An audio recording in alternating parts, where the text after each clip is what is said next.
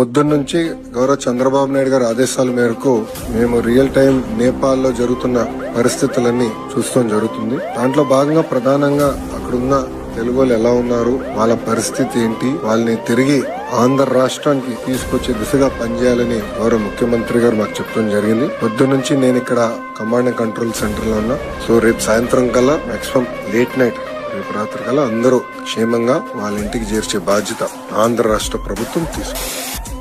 A very warm welcome on board this special charter flight. We're really happy to have you with us today. I'd like to take a moment to thank the government of Andhra Pradesh, Shri Nara Chandrababu Naidu and Shri Nara Lokesh for arranging this aircraft and making it possible for us all to travel together.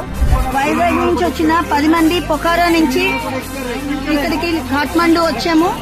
Kathmandu flight ఎక్కేసాము, Vizag వస్తున్నాము. ఇదంతా మన గౌరవనీయులైన ముఖ్యమంత్రి శ్రీ నారా చంద్రబాబు నాయుడు గారు, లోకేష్ గారు, వీరందరికీ ప్రత్యేక ధన్యవాదాలు. ఏపీ భవన్ ఆఫీషియల్స్ అందరికీ కూడా ధన్యవాదాలు. మా ట్రామా నుంచి ఇంత చక్కగా మమ్మల్ని తీసుకొచ్చిన మన మంత్రివర్యులు అందరికీ కూడా ప్రత్యేకంగా ధన్యవాదాలు.